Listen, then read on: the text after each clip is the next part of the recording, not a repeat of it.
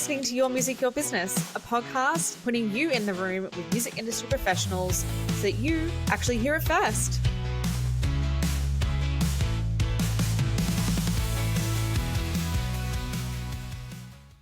Hello, everyone, and welcome back to the podcast. Today, we have a very special episode for you, and that is the fact that I'm actually being interviewed today.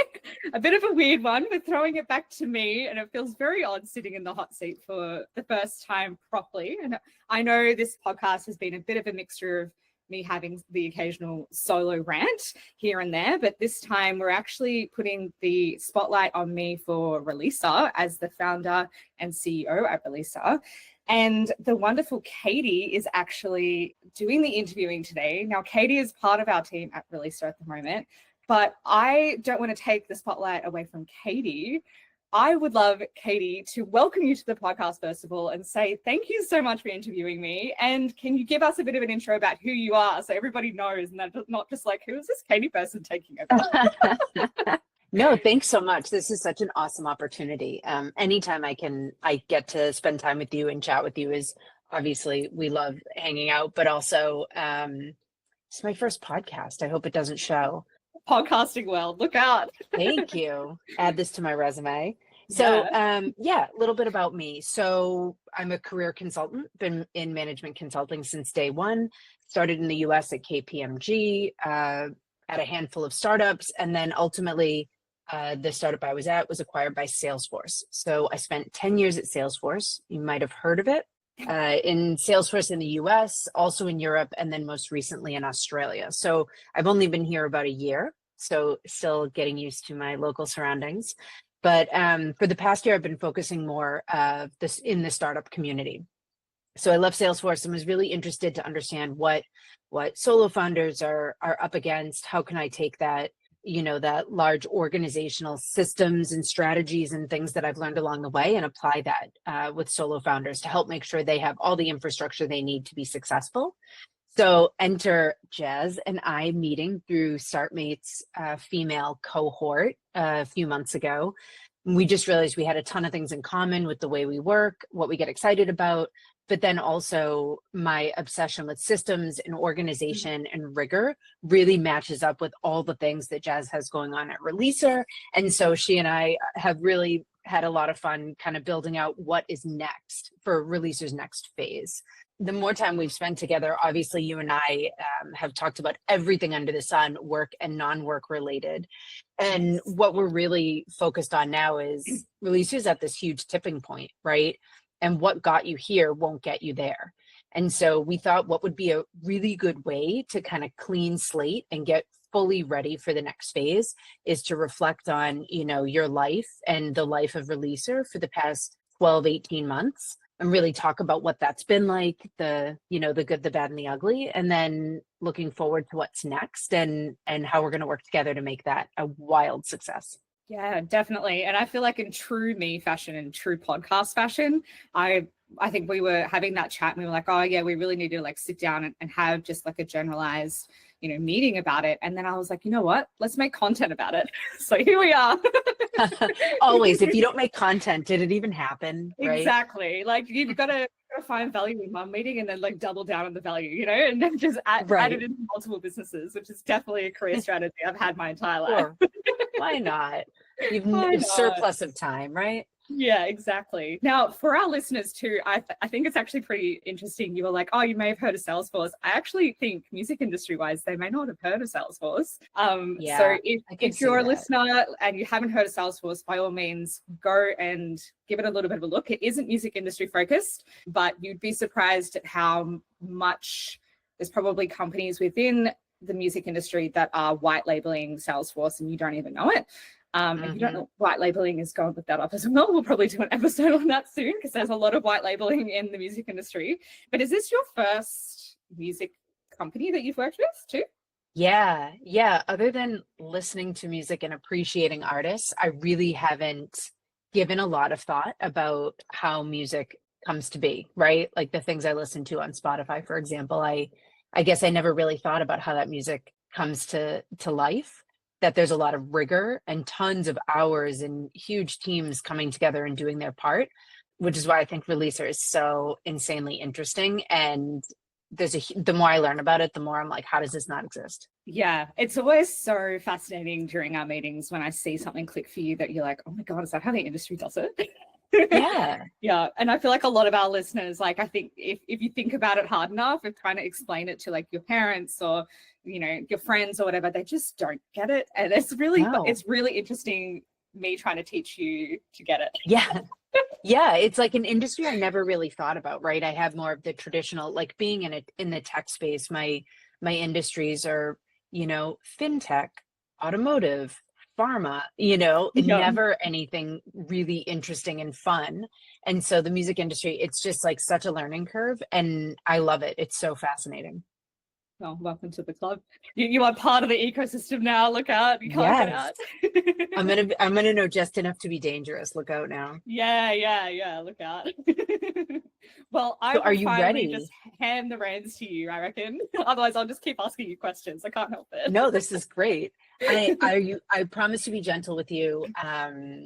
So let's start from the beginning. Let's go all the way back. So tell me a little bit about yourself. Tell me how you became an entrepreneur. What led you there? Oh gosh, it's so fascinating when I think about like when did entrepreneurship start for me. I think I was at uni doing a Bachelor of Entertainment Management, and I remember being there being like, I'm not going to be like my parents. I'm going to have a stable career. I'm going to go work for somebody else. And I think that lasted a total of 6 months before I started my management business. And let's be real, I also like when I really think about it too, like I also had a singing, like private singing tutoring business when I was like 16, 17. So, it's been in my blood. It's literally in my blood. Like both of my parents have, small businesses and have had different businesses as I grew up. So I really didn't get any example of otherwise. So Yeah, incredible. I had no choice. But yeah, I've technically now been in the music industry for 10 years. God. But I've been an artist manager for 8 of those because within 6 months of studying my degree, I was like, no, I think this is what I might want to do, and really found my passion there, like working with new and emerging artists. And that's sort of where this podcast actually grew out of as well, like seeing all the conversations I was having with people in rooms about the music industry and realizing that there was people that also needed to be sitting in these rooms to actually understand the perspective of these people that we maybe sit there and judge. Be it booking agents, be it new and emerging artists, be it label heads, you name it.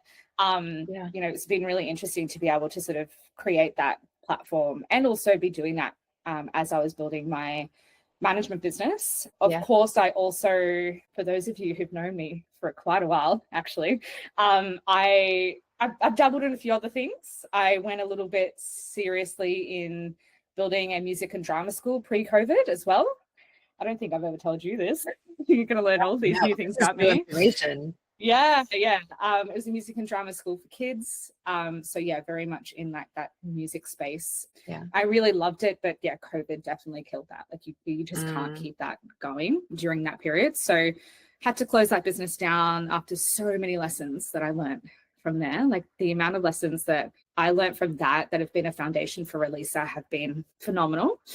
And then I've just done like little bits here and there of like, I started an event series called Pop-Up Sounds at one point and had little mini businesses here and there where I've helped friends out, or I'm, very much in freelance at the moment. So I'm doing a lot of very random things like business consulting and artist consulting. And I was a stage producer 2 years ago. Well, like not a stage, a play producer of all things. I never thought I'd actually be saying I'm doing that, but I did. Right.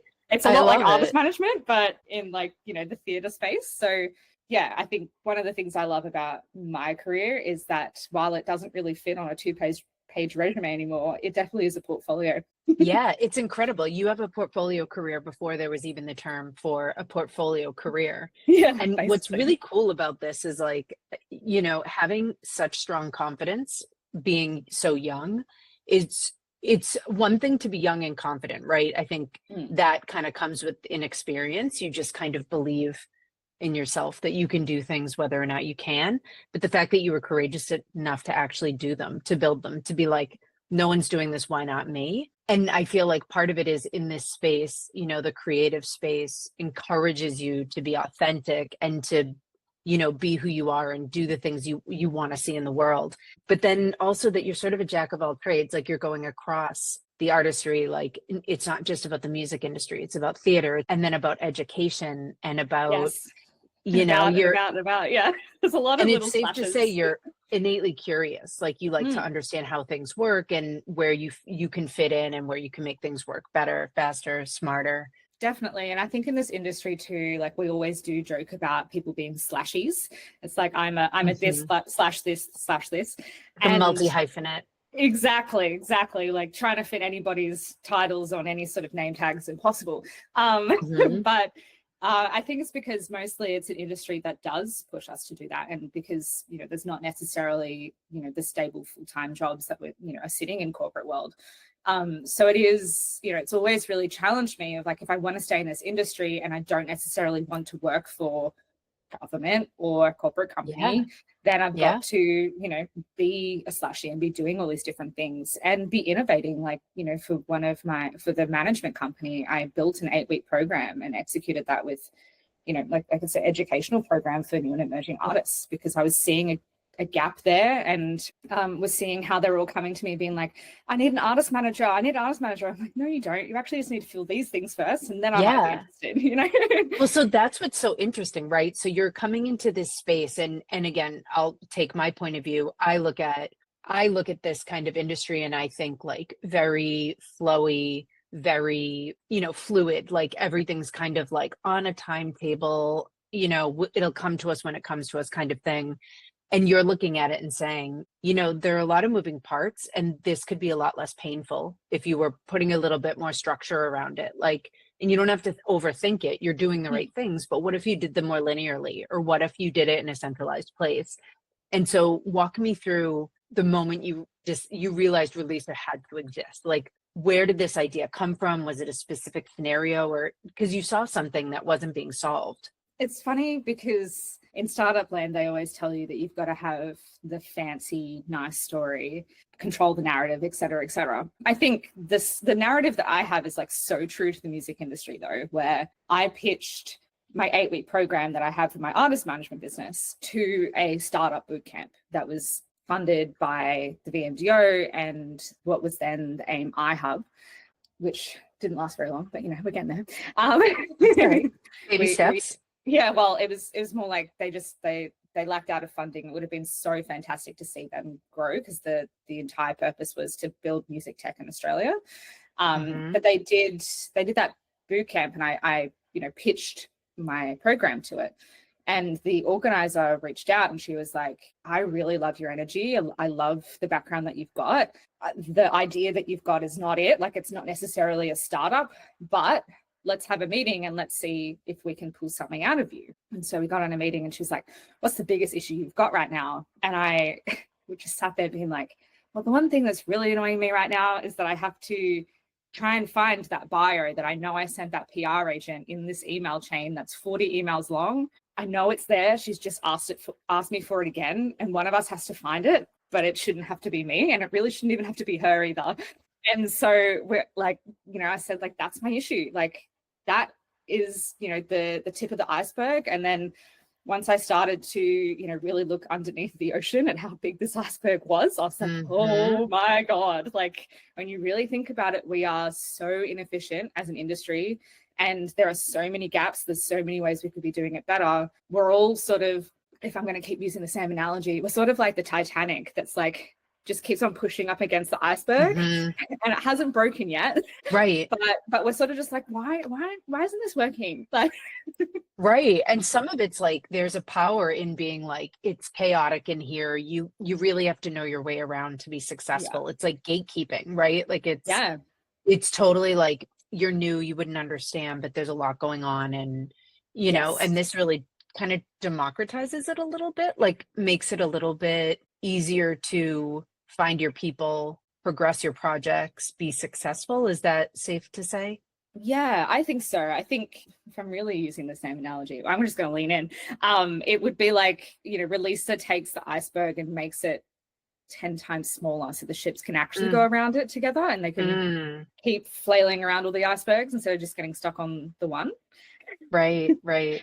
It really Yeah, is a like it chips away platform. at it. Yeah. Yeah, it's a platform that really sort of questions everybody's roles and says, okay, well, we can do this together. It can be the one platform that everybody uses, not Hmm. the 15 different platforms that everybody needs to use to collaborate, and then another 15 to make sure that you're updated on the artist's profiles. Like, it's just Right. ridiculous how many platforms, say an artist manager or an artist needs to be keeping updated. And then Yeah. on top of that, there's, so many people on the artist team that do different roles, different jobs. And there's no reason why those roles can't be all in one platform, is my thinking anyway. Yeah, I And a love lot of it. people And I agree. Yeah, and I think a lot of other industries that are that are obsessed with like rigor and efficiency and things like that have found that, like I think I'm hopefully not jumping too far ahead, but you use the analogy, the Atlassian of the music Mm, industry, right? So it's not like you've invented a whole new way of working. It's just, why shouldn't the music industry have the same support structure in place so that you can work faster and more effectively and spend more time on the things that are more useful, right? And I yeah. love like that somebody saw your talent and sat you down and said, I think you almost have something, like having somebody see you and recognize you. And it sounds like it was a woman, of course, Oh, right? of course, You know, naturally. women see women, right? Like, I see you. But Yeah. just having her sit down with you and have you tease the idea out a little bit more, like you were right there, you had it, which is amazing. And so Releaser's been cooking for a little Mm. bit, getting ready to move into a new phase. Tell me a little bit about, you've had a ton of change happen in the past 12, 18 months, both in your personal life and also related to Releaser. Can you tell me a little bit about that, right? Like, did you have champions in your corner? Did you have champions who weren't such good champions? Like, tell me a little bit about what's been going on, because you said this isn't a linear journey at all. No, no. And I think, yeah, that's been like the battle of the narrative has always been something that is so, it's like such a war for me, because when they put you through these like startup incubators and things like that I've been in, and they're like, this is how startup world works, this is how you need to be running it. My journey is so different from that. And I think a lot of people keep trying to remind me that theirs is too, but it's really hard when you're sitting on that other end being like, but they're telling me that if I was doing the right thing, I should be doing it this way. And I think the story of releases so far over the last 12 to 18 months has been a level of that. Like, we've had a technical co-founder at one point, and she was lovely, and she worked on the project for 6 months, and we tried to get it off the ground because realistically, I can sort of try to learn on the go for all the other aspects of releaser apart from the technical side. I do not have a brain for coding. I tried to do a 2-day boot camp. It was not for me. My brain was like, no more. Right. You have to know when to shut it down, right? Exactly. I was like, I even dated somebody who is, a software engineer for 2 years, and the entire time he was trying to help me, and I'm like, I just no, just. You have other skills and talents. Let's focus there. Yeah. Exactly, which has always been my mindset. So, yeah, had a technical co-founder who was a software engineer that was helping me for 6 months, and then she was just like, this is a lot, like building something on the side. She was quite a junior technical co-founder as well, and then she was also having some struggles in her own life, and so she ended up being like, I need to leave. And unfortunately, with most programming, particularly when it's really early, it's really just wiser to completely ditch the entire thing and move on, because it's like, heartbreaking though. yeah, because it's like, as somebody said to me, it's like somebody is writing a book about like almost like their life story, and like in the way that their brain works and that sort of thing, and then for somebody else to come in and try and finish off somebody else's life story is almost impossible. Yeah. Yeah. It's like not worth the rewrite.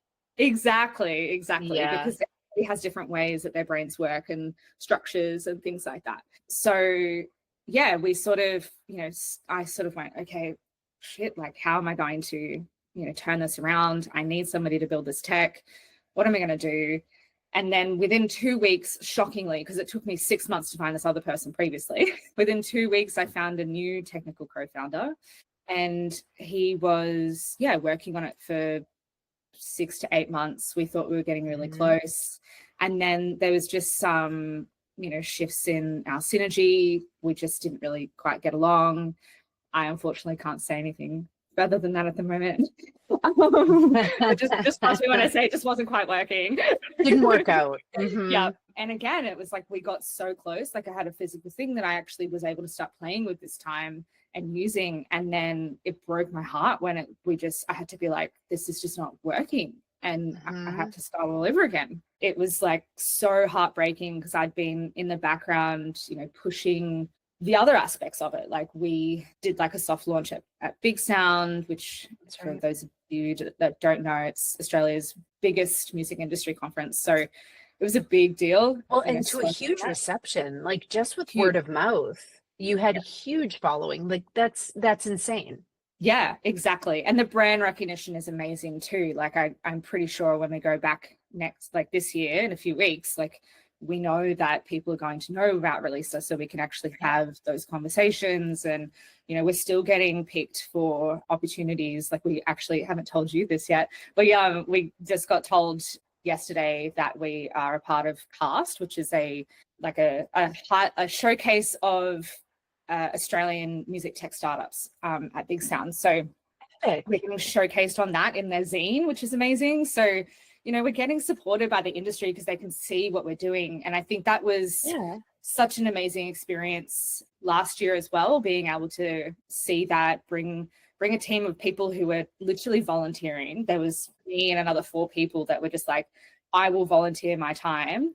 I somehow wrangled them some delegate passes. You're very persuasive. Yes. Yeah, exactly. I was like, I'll introduce you to people. You come, like, you pay for yourself up there. I'll pay for your food, like anything, But your passion for this is so infectious. Like even when I met you, we met at a StartMate event, and we spent 15 minutes at the beginning of the hour or so we spent together, and just after chatting we were like, maybe we could sit down together. And so we sat and we had coffee and we were like, wow, we need to work together. But something really interesting that you said something a couple minutes ago about how the industry or the startup industry tries to tell you how it is. This is how it works. This is who's successful. This is kind of telling you how it's going to go for you. Meanwhile, you're experiencing a completely different reality, right? And the funny thing is that talking about you had a first tech co-founder and a second tech co-founder, and it's not jibing, it's not going where you need it to go. But take a step back, and word of mouth is bringing you more than a lot of people get with their MVP. So like tech doesn't have to be your differentiator, and don't let people tell you otherwise. It's the universe is telling you, is backing your reality and not this narrative. I think that's so important that you're acknowledging that, because too many people for too long were trying to tell you to do things one way and your gut was like, ugh, it doesn't feel authentic for me, Definitely. I completely agree. And it was sort of like, well, there's got to be other ways around it. Like when I first, before I even had a CTO and I was like looking for somebody for 6 months, I built the first iteration of the platform and did a pilot before we pivoted on Wix myself. Like I spent hours upon hours building something and like mashing something together with what we had. This is like pre-AI, really, having its moment like we are now. But, I really was able to, get my teeth sunk in. And I think like that passion has really shown. Like I've done panels for Releaser and as like marketing tools and things like that have already brought in, built the mailing list, built all the back end. I think that's been one of my like really big jugglers, is like looking at all these things that I've been able to push and then like stepping back and going, yeah, but I don't have this physical, well, not physical, this like product online, tangible product that is actually what I'm trying to get at. And just the frustration and the burnout to get, to be constantly pushing, to be constantly trying to build these processes and systems it's been exhausting. It's sort of just like, I did have, a few months ago, I was like, is it a me thing? Like, am I the reason why this platform hasn't gotten off the ground? Like, am I the reason why, these, relationships with technical co-founders have stopped working? And I think, thankfully I pulled myself out of that with the help of my counselor. But, at that, when you are the person that holds the entire weight of a company, it's almost hard to not be like, is it me? Am I the problem? But I think to what you said, Katie, too, I've really seen, people become so enraptured with my passion and be so keen to help. Like I have somebody who's, very keen to be a potential CFO of Releaser. And, as an advisor, I have unofficially advisors of Releaser who have major label backing and huge networks in the music industry. Somebody who's literally a music tech founder that's actually like hyper successful at the moment. Like I have people in my corner. I have people wanting to volunteer their time for me, people wanting to intern for me. It's just like I have all these amazing things. The thing that I don't have is that tech piece, and it's driving me up the wall. I know. And this is something we've talked a lot about, right? Is that it's sort of like part of it is righting the wrong in your mind, right? Of like, if I can't find someone to do it, I have to do it myself. Yeah. Or like, is that the next investment? Is that the next hire? And something you and I have been working on a lot is maybe we abandon that for a minute and really focus on the other stuff that you're doing so incredibly well. You've got this huge network of advisors, of supporters. You've got all these true believers who are literally like word of mouth. When you say jump, we jump, we're ready. Like people who know that if you're going to put your name on it and you're going to build something, it's going to be epic and smart and thoughtful and well-informed. So I think, the universe is telling you some things, right? Exactly. They're getting rid of the stuff you don't need and starting to replace it with things that you do. So so the past 12, 18 months have been intense. So intense. And I've literally stopped counting my burnouts, honestly. Honestly, well, and when I met you just 2 months ago, you were sitting here thinking, do I do it? Do I keep going when it seems like things are saying no? And the universe is saying, if you don't do this, somebody else will, and you're gonna kick yourself. Do you believe those words? Have those experiences sort of refined your approach to being a founder, keep you motivated? Like what's the change? Like what are these next 12 months looking like now? Yeah, I think there's probably two big changes for me. One of them was I did take probably 4 weeks, 6 weeks, just not thinking about Releaser. I was just like, I need a break. Yeah. At this time, like that's when the previous CTO or technical co-founder left.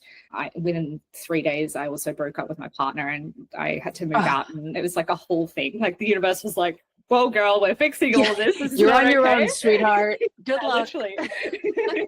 So I spent a month and a bit just like not thinking about it, and it was so interesting when I sort of came back to the project. How much emotion came back into it. Like there is a lot of when you have to learn every day, it's very exhausting. And there's a lot of like underlying, I'm going to say trauma that just like comes out of that. Yeah. Realistically, when you're pushing something so hard and you're just not getting the like where you want to be. And I think, that was one of the things that came up and I had to work through that. But more so, I was just like, I can't not do this. And it was less for me about, if it's not me, it's somebody else. Because for some reason, I just don't think that way. The way that I usually think is like, if it's not me doing this, what's my legacy that I'm going to leave? Because that's usually how I work. Like my legacy for me at the moment, I actually have it on my my screensaver, and I can actually verbatim say word for word because I can see it right now. Is I had somebody prompt me a few years ago, being like, "What is your life legacy? Like, what do you want to leave the planet with?" And it is to be ruthlessly passionate about changing the music industry for the better, and it's the one thing that I will leave this planet for the better with. I love it. I'm just like, why am I in this industry? What's the point otherwise? Because it's so hard. Well, I hope you're already doing that. Like you're giving back in all the ways, right? Yes. Yeah. But for me, it's like I love how much I've already seen how I've, you know, had that legacy and been able to, you know, give back. And there is a digital footprint of already of, you know, my impact in the industry. But I want more. Like I want to be absolutely. Like, I think that there is a level of slightly with my ego want to be like Michael Gudinski level, you know, infamous. But big picture, I just want this industry to be better for more people, because there's so many gaps where people are slipping through. There's so many ways where people still need help and, you know, funding that, you know, Releaser can give. And when we're successful in 5-10 years time, like that's already part of our narrative of like, we want to be creating funding grants for artists and programs and scholarships and things like that, because it's baked into who I am, and it's baked into how I want to build Releaser. And so that was like my, like, well, if I'm not doing this, what is making my impact question for me? Like, what is actually going to drive me, and what am I going to be passionate about? Because I don't think the answer for me is building somebody else's dream. It's building something that I just ruthlessly believe in. I love it. I love it. And this is what I mean. Like, your passion is infectious. Like, it really, really is. And I think it's really incredible. You're like, let's get all the bullshit out of the way so that people can actually focus on getting the funding, focus on getting the exposure, focus on the things that really matter, not the admin. That shouldn't take so much time. And so when you're looking at who can benefit from Releaser, like you mentioned artists and artist managers, but who's the ideal customer? Like, seems like it's the broader music industry community. I've really been challenging the way that we build Releaser so that it is really, the answer to this question is for everyone. I want Releaser to have the capacity to have, basically at the end of the day, when I pass away, for it to be a platform that absolutely everybody who works in the music industry uses to do their job in the music industry, and never has to leave the platform to do it, because we shouldn't have to. And like, I think this is what a lot of maybe some listeners don't even understand, like that in corporate world, there are literally platforms that do this for other industries. And it is bizarre that we don't have one. You know, a lot of investors ask me like, you know, why is that? Why does the music industry not have that? And there's so many reasons, but most of it is because nobody's really stepped up and said, this needs to change. Shockingly, I think I'm the only one that's really like looked at it and then gotten super passionate about it. I know one of the co-founders of Linktree told me that he thought about it once, and then like this was like 10 years ago, and then he was like he was like, that's a little too hard basket, and then started Bolster instead. I was like, okay. He's like, you keep going though, and I'm like, thanks, I guess. You're like, oh, thank you. It's like, you didn't want to do it, but you started like Linktree, okay? Right. He's like, this sounds like a pretty painful process. Sounds like something you can tackle. Goodbye. Yeah, exactly. I was like, I'd love to pick your brain on what you were going to do though, so I can learn from what you think was too hard.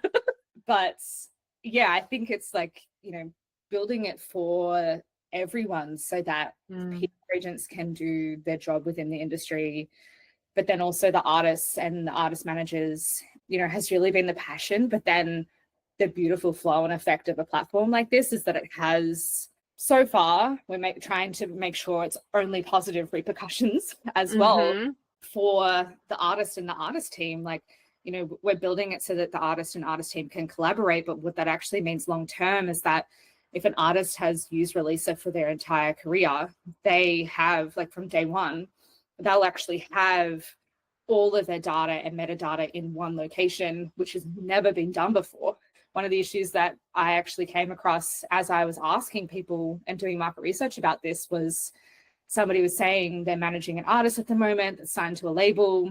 They just got signed to this new label. They were with the previous one beforehand. They were trying to re-release one of their old tracks that did really well, and they got the label permission from the old label, but the person that managed that release doesn't work at the label anymore. And so when they went to go and find all the metadata to send it up to stores to get the new remix done or whatever it was going to be that they were going to do with it, none of it was there. Like, that's unbelievable. All of the data got lost. And it's just like, what do you mean? It's so unacceptable. It's so unacceptable. But it's like, that is how it's done. Like, people have the weird and wonderful and wacky things that some of these major labels have, or even, you know, the independent ones are the more interesting ones. Like, I interviewed a label maybe a year or so ago, and I asked them how they store their data for releases. And they said that they set up a Google folder for their artist and say to the artist, like, fill in everything in here, like add folders of folders to organize them. And then when everything's done and it's finalized for that release, the team who, like the person who's the head of that project, of that release, downloads that information and uploads it to Dropbox as the master file. Good God. I know. And like and then that is what's shared with the team internally with the label. So if, God forbid, the artist updates a press picture halfway through the campaign into that Dropbox and doesn't tell the person who's the lead on that release, that won't get put into the master file in the Dropbox. And so they're constantly, it sounds bizarre, but you'd be surprised. This is literally the issue. Like, it's so old school. Like it's so fascinating also because you talked about just finding a contact or how do you find a decision? How do you prove that something happened? How do you know when it happened? Timestamp. How do you like change management? Like how do you make updates? But then how do you know how long something takes or what the biggest hang up is? Or, you're really blind. Yeah. The whole life cycle. Yeah, exactly. And like you could testify to this of like, in corporate world, and it's so funny because I'm learning it from you more so, of like in corporate world, it is common to know exactly how long it's going to take from start of the project to the end of the project, which part of the project ended up taking the most amount of time. Why was that? That gets dissected in the future, and like, the inefficiencies are pulled out. You can quantify how much money you spent on human resources in that time frame, and where the marketing ad spend and all that thing went. The whole team's on the same site. We're on the same chats. We're on the same status meetups. We have hours allocated with tasks. Absolutely. There's a change log, a risk log, a weekly status report, quarterly reports, budget readouts. Like nobody would manage a project without all these tools in place ever. Yeah. But that just doesn't happen in this industry. It's so crazy that everyone just accepts that it's harder, I guess maybe a lot of people just haven't done it differently. And so it's just like, well, that's just the way it is. Yeah. I think there's some of that, risk management and, watching for some of the inefficiencies in major label world, but realistically, it's still quite inefficient. Like I've interviewed most of them and they're just like, the amount of people that are messaging me, asking me for certain assets when it shouldn't be my job to have to give it to them. It's just ridiculous. But having to remember everything, like the amount of experience and tenure that would be required of every individual to know what the next steps are, and don't forget this piece, and did you remember to do this? And it's, some of that is standard, right? Like you always do it, and some of it's unusual or unique, but wouldn't it be nice if at least the 75% that's standard was mapped so you didn't have to think about it for yourself every time? And then the 25%, the anomalies, the uniqueness, like you could really dig in on that. That's coming from corporate, like I said, having been at Salesforce or KPMG or things like that, like a lack of rigor to that level. I don't know how our organizations would be successful, but there's a sheer will and determination in the music industry where it's like, it's going to happen. We are going to make it happen, even over these obstacles. So Exactly. And like that's, part of the reason I think mostly why it's such an industry that is filled with burnout and full of hustle culture that, for better or for worse, is fueling the industry. And most of that is because of inefficiency, of like people having to work their butt off to make sure that the files are organized correctly while also doing their strategic job and doing the reporting, and probably being incredibly understaffed because of the way that, the financial structures are set up in the industry right now. Like we're not necessarily a flush industry, in comparison to 20 years ago when we had CDs and vinyls and things like that were like reigning supreme. So, there is a very big difference there. And I think it's definitely pulled that hustle culture out of people, and you can see that across industry, which is great. But one of the arguments that we make at Releaser is like, well, imagine if we dropped half of your admin time or more. How much would you actually be able to build that artist career strategically, correctly, instead of wasting all your time on admin? Yeah. I mean, it seems like a no-brainer to me, but you must have some risks or some detractors, right? Like, is there a side of this there's a part of the industry or certain roles in the industry that aren't interested, or are there some risks that you're trying to mitigate as you're building Releaser? I think the biggest one we're conscious of is like making sure that whichever platform we have operational at any given time is accessible to the entire team, and that the entire team can use it is really, really tricky, because it's like, how do you build a platform that works for 8 different job types? But, if you can't have everybody on the team on a platform like Releaser, then a lot of people have a lot of change risk management issues. They're sort of just like, I don't really want to change from this thing because my brain can't handle it. So it is a lot of controlling that narrative for them of like, okay, we have built something that does work for the entire team, and this is why. And we are building XYZ things so that they'll want to stay as well. So it has been, really important where that's concerned. I think the other bigger one that we are sort of conscious of is, how do we store and release data? It's really interesting, because I have a very fascinating approach to this than some other people. Our industry isn't going to, it's not one where somebody's life is going to end if medical records are released. God forbid. If bank statements are released, God forbid. For me, it's like, we have to keep music private and secure. And I know that people are so risk averse to that. So we've been really focused on, are we making sure that our data is stored in Australia? Are we making sure that it is robust, and that a random super fan can't just get into the back end to try and find Beyonce's newest release? Because that is where, we're sort of future-proofing for. But then also on the other end, we have people that are like, well, if we end up needing to, take all the data out of here because we need to close the account, or because of some other thing, some other reason, how do we get it out of there? How hard is it going to be? Because it's a lot of data normally. And I've worked with, some pretty substantial independent labels that I won't name right now because we're working on deals. But that was one of their biggest things. They were like, right now we have an issue where we want to move platforms. We do want to talk with you about moving to Releaser, but we can't move our data out of that platform. It's like a huge task to be able to move, terabytes of data out of this platform. And it's a real pain in the ass. So we're going to ask you how you're going to fix that now, so that if we want to move over, we know how to do it later if we need. It was sort of an interesting way for them to approach it, because they were like, ideally we would want to stay the entire time, but as a risk assessment measure, we need to know.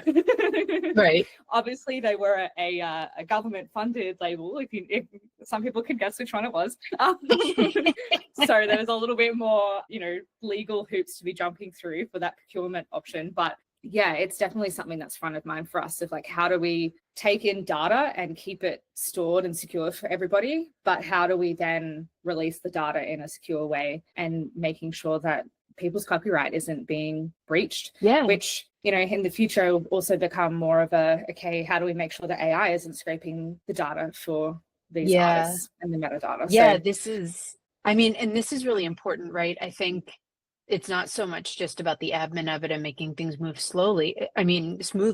It's about, this is intellectual property, right? Like, this is IP, and it needs to be protected and compliant and secure and private. And I know you and I have been talking a lot about these steps and engaging legal and making sure that right from the get-go that you understand how the information is being stored, how it's being shared and processed, how it might be shared outside of the tool, and just making sure that all the safety precautions are in place. Because while the music industry is fluid and very easy breezy, like very easy going, it seems like a lot of fun to make music and produce music, and like, it's but not there's rigid.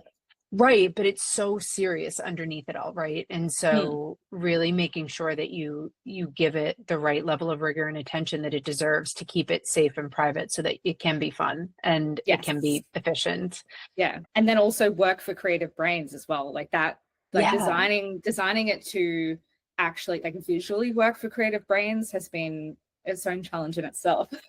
The user experience and the user interface and the experience design of it is something for sure that needs to work with people who maybe aren't used to working with project management tools, And so how do you design something like that?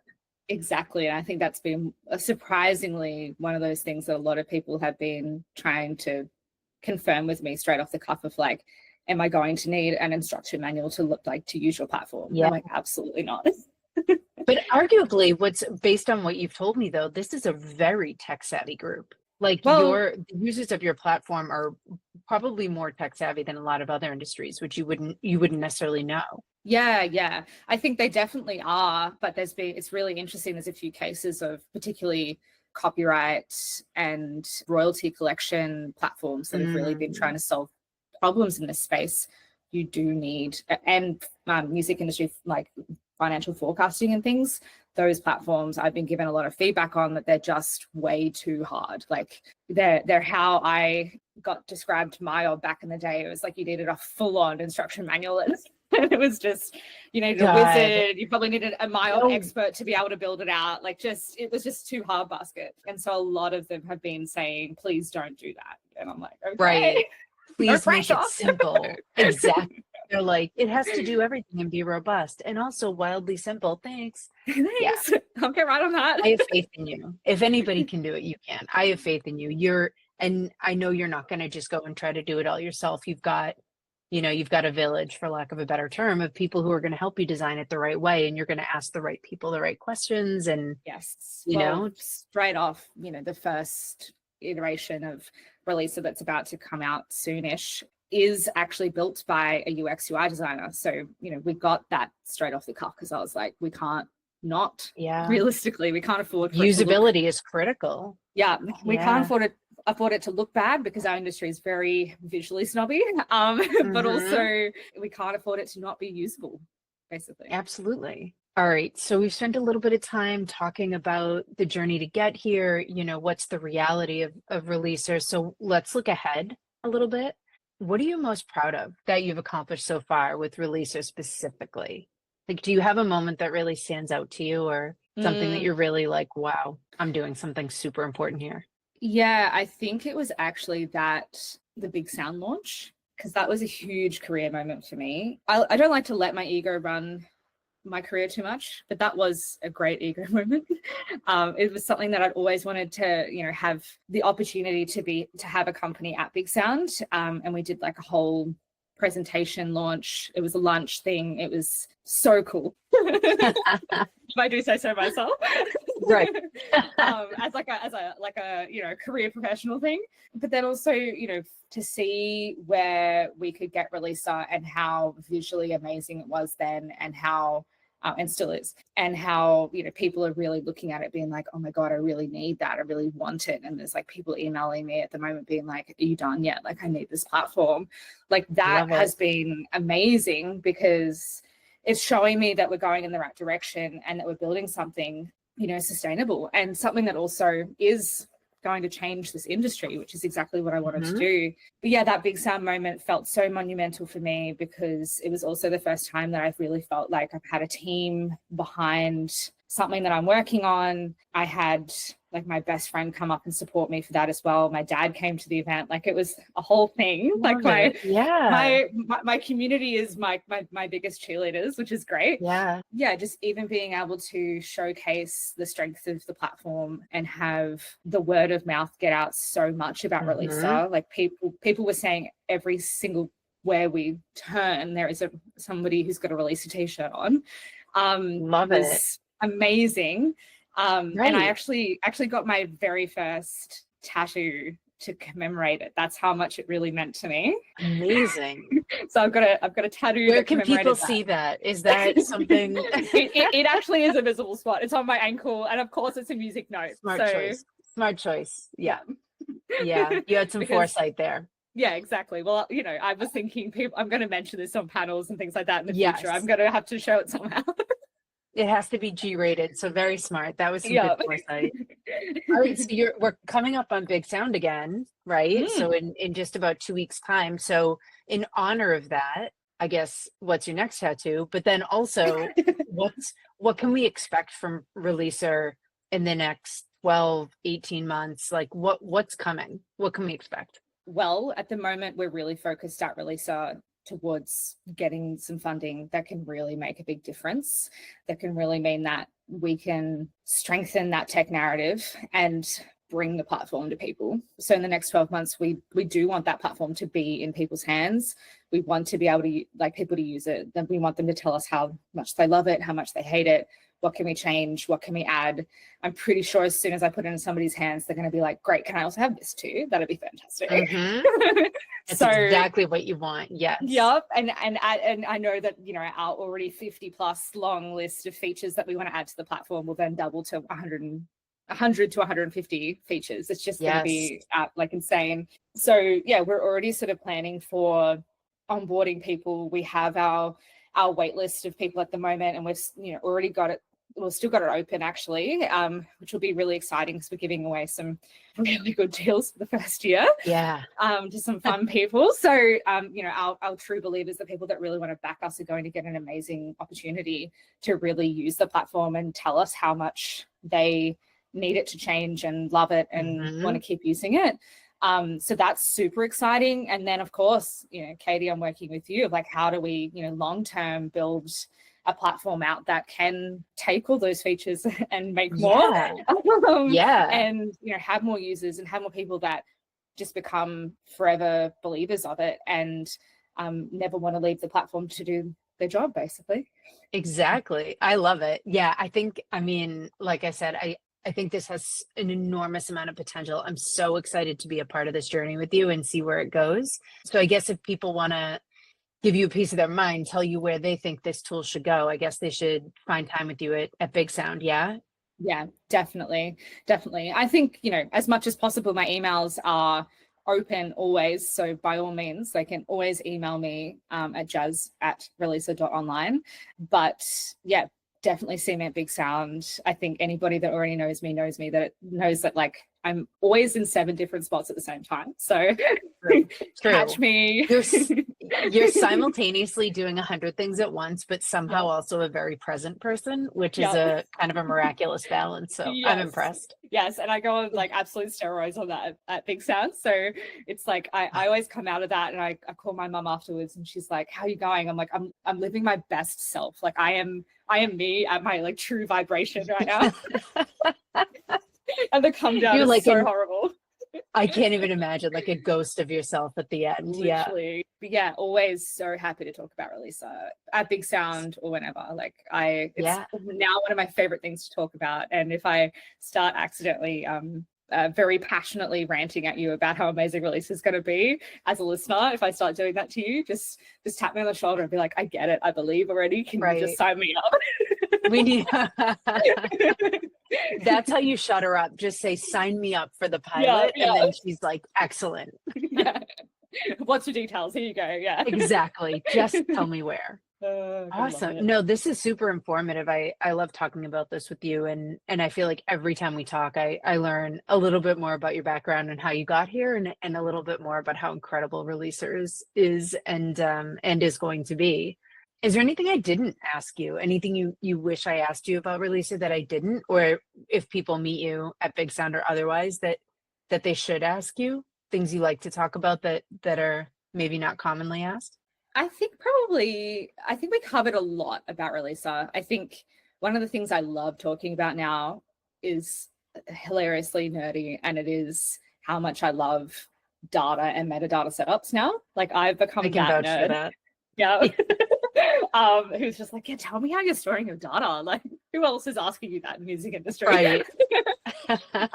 But yeah, I love to have a yap about that because I'm always learning from people about how they're doing things, how has, you know, maybe the structures of their career maybe changed, how they're doing things differently, because we know that really, so this industry changes every 6 months or every 3 months, depending on release cycles. So, you know, we're always sort of going, okay, how can this platform be better? How can we be building something that works for the entire industry at this given time? So yeah, always up for any chat about that. Excellent. Definitely. Good to know. So no agenda required. Okay. Exactly. That's good to know. Well, you've exhausted my list of questions. I know so much more than I knew when we started somehow, even though I spend many hours a week with you. So this has been awesome.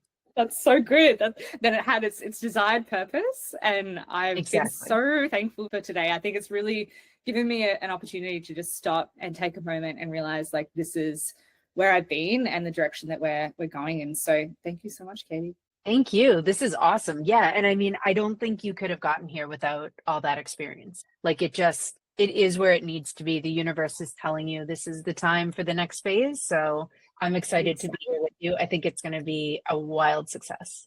Yeah, definitely. And I always try to keep in mind across this entire process, but always in my life too, is like everything is a learning lesson. If you're not learning, are we living? That's right. 100%.